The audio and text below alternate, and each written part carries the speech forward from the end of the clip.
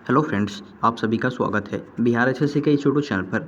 आज के इस वीडियो में हम लोग आरपीएफ कांस्टेबल का एग्जाम जो कि 17 जनवरी 2019 का S1 में हुआ था, उसी के प्रश्न को देखने वाले हैं। आपको बता दें कि किसी भी एग्जाम को तैयारी करने से पहले उसका प्रीवियस ईयर क्वेश्चन को देखना बहुत ज़रूरी होता है, ताकि आप आने वाले एग्जाम में क्वेश्चन का लेवल का सटीक अनुमान लगा सकें। चलिए आज का क्लास शुरू करते हैं। आज का पहला क्वेश्चन से हम लोग शुरू।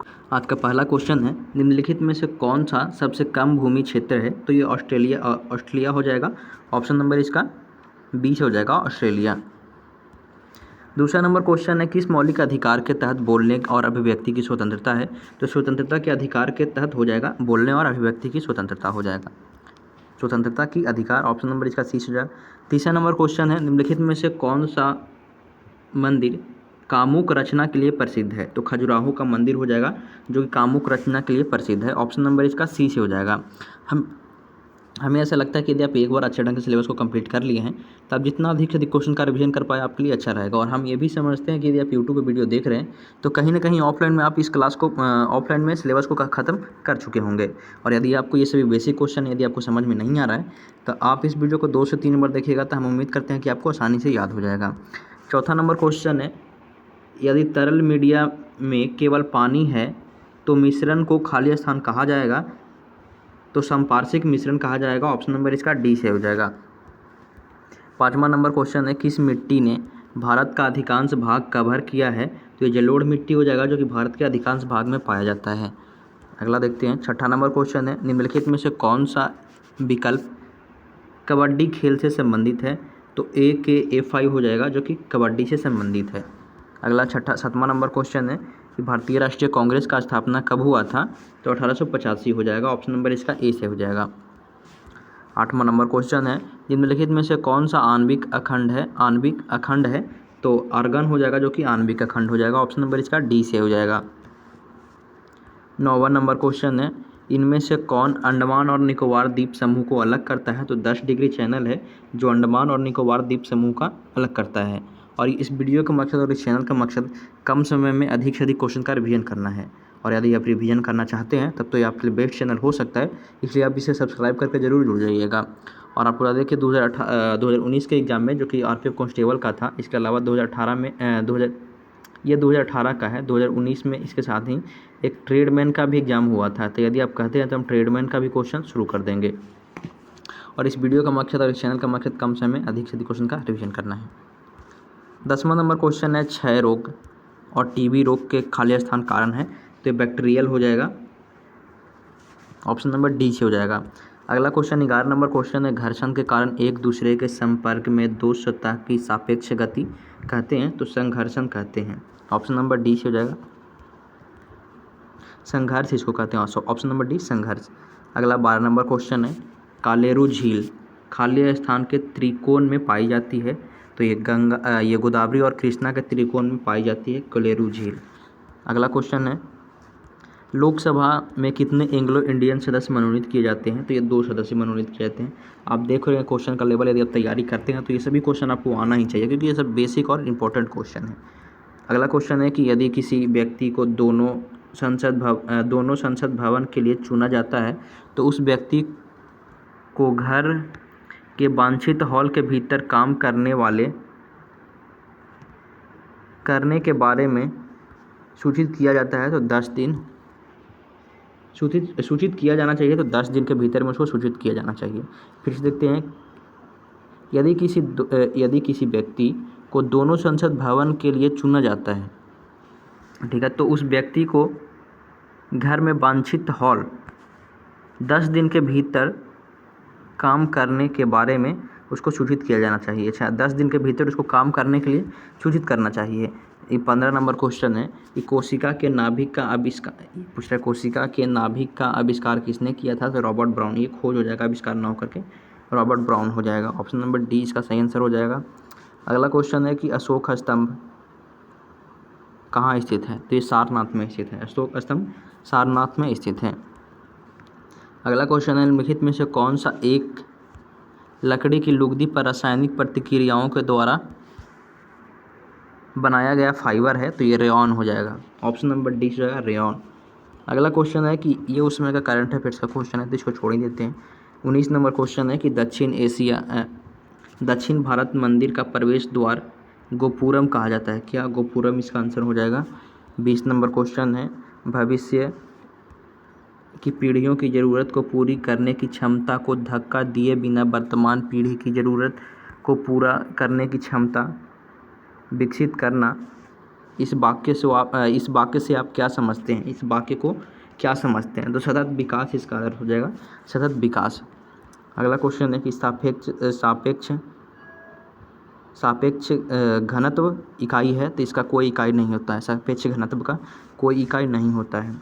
अगला क्वेश्चन है कि दिल्ली में निम्नलिखित में से किस लोकप्रिय सुल्तान ने अलाई दरवाज़ा का निर्माण करवाया था। तो अलाउद्दीन खिलजी ने अलाई दरवाज़ा का निर्माण करवाया था दिल्ली में। अगला क्वेश्चन है कि बर्फ़ का नमक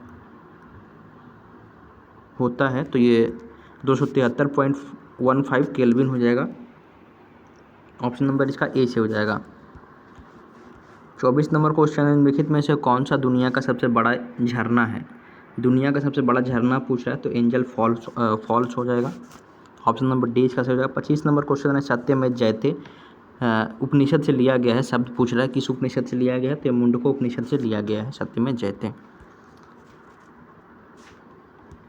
अगला है कि ओलंपिक पदक विजेता सुनील कुमार किस खेल से जुड़े हुए हैं।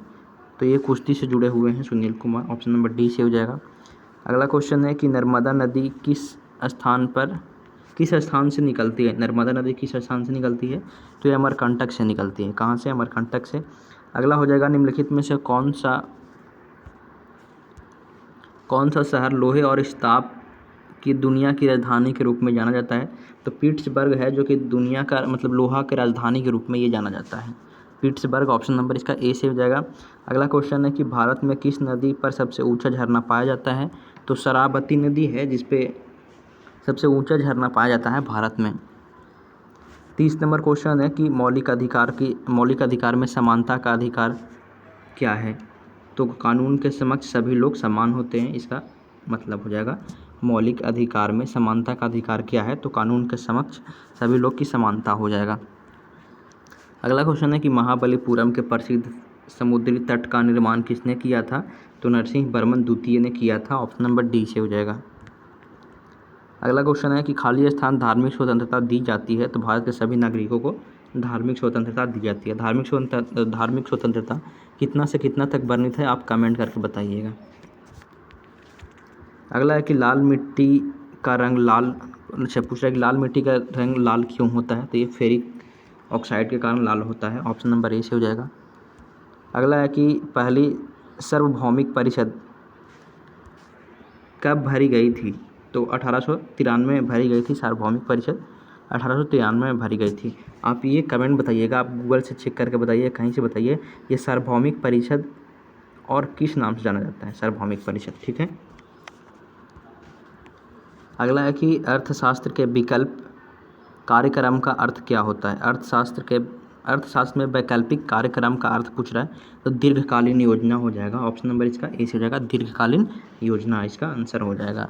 अगला क्वेश्चन है कि नर्तकी की कांस्य प्रतिमा किस मीनार में पाई गई है। तो ये मोहनजोदाड़ो में पाया गया था।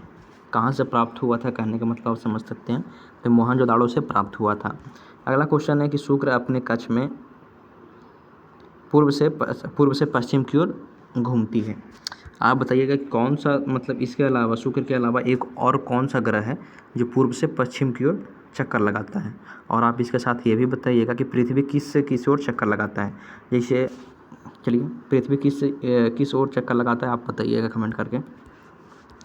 अगला है धर्मनिरपेक्ष राज्य का अर्थ पूछ रहा है कि धर्मनिरपेक्ष राज्य का अर्थ क्या है। तो ये हो जाएगा कि धर्मनिरपेक्ष ऑप्शन के हिसाब से सुरक्षित हो जाएगा। सभी धर्मों की समानता यहाँ पे समझ सकते हैं। धर्मनिरपेक्ष का मतलब राज्यों का कोई धर्म नहीं होता है, समझ सकते हैं। अगला है कि भारत अर्थव्यवस्था में प्रयुक्त प्रणाली कौन सी है। तो मिश्रित अर्थव्यवस्था है। भारत में कौन सी अर्थव्यवस्था है, तो मिश्रित अर्थव्यवस्था है। 40 नंबर क्वेश्चन है, राज्य का राज्यपाल कौन होता है। तो कैबिनेट। राज्य का राज्यपाल कौन होता है, तो ये कैबिनेट होता है। ऑप्शन नंबर डी से हो जाएगा। अगला है कि दुनिया का सर्वोच्च शिखर पूछ रहा है कि दुनिया में माउंट एवरेस्ट सर्वोच्च शिखर है। दुनिया में माउंट एवरेस्ट है जो कि सर्वोच्च शिखर हो जाएगा। अगला है कि योग के प्रकार में ये अर्धपाषाण की स्थिति होता है तो आधा लिली होता है। क्या? आधा लिली होता है। अगला है कि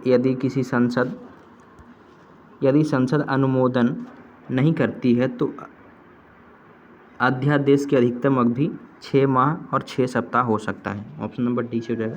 मतलब ये है कि जब ये अध्यादेश जारी होता है तो इसके बीच में संसद का सत्र होना चाहिए, नहीं तो ये मतलब संसद के सत्र से पारित होना चाहिए, नहीं तो ये समाप्त हो जाएगा। ये अधिकतम 6 महीना और 6 सप्ताह रह सकता है। अगला है कि 44 नंबर क्वेश्चन है कि वास्तुकला में पंचायत शैली खाली स्थान से लिया गया है तो मंदिर से लिया गया है। पंचायत ऑप्शन नंबर डी से हो जाएगा। पंचायत शैली कहाँ से लिया गया है? ये मंदिर से लिया गया है। 45 नंबर क्वेश्चन है आर्टिस्ट जिम्नास्टिक किस कंपनी से जुड़ा हुआ है? तो विश्व चैलेंज कप से जुड़ा हुआ है। ऑप्शन नंबर बी से हो जाएगा। अगला है कि राज्य परिषद को राज्यों का परिषद भी कहा जाता है। राज्य परिषद को राज्यों का परिषद भी कहा जाता है। ऑप्शन नंबर सी इसका सही आंसर हो जाएगा। अगला है कि एक मुद्रा की तुलना में मूल्य को खाली स्थान कहा जाता है तो विदेशी मुद्रा विनिमय दर कहा जाता है इसका। फिर से देखते हैं, एक मुद्रा की तुलना में मूल्य को खाली स्थान कहा जाता है तो हो जाएगा विदेशी मुद्रा विनिमय दर हो जाएगा। ऑप्शन नंबर डी इसका सही आंसर हो जाएगा। अगला क्वेश्चन है कि राइडर कप किस खेल से जुड़ा हुआ है? तो ये कबड्डी से जुड़ा हुआ है। राइडर कप कबड्डी से जुड़ा हुआ है। अगला है कि खजुराहो के कंदरिया महादेव मंदिर भगवान शंकर को समर्पित है। कंदरिया मंदिर भगवान शंकर को समर्पित है। 50 नंबर क्वेश्चन है वित्तीय सहायता खाली स्थान द्वारा नियंत्रित की जाती है तो रिजर्व बैंक ऑफ इंडिया के द्वारा नियंत्रित किया जाता है। ऑप्शन नंबर इसका बी इसका सही आंसर हो जाएगा। और यहाँ से रीजनिंग का प्रश्न शुरू होता है। तो इस वीडियो में इतना ही। हम उम्मीद करते हैं यह वीडियो आपको अच्छा लगा होगा। यदि अच्छा लगा तो आप इस वीडियो को शेयर जरूर कीजिएगा। वीडियो देखने के लिए धन्यवाद। आपका दिन शुभ हो। जय हिंद। फिर मिलेंगे नए क्लास के साथ।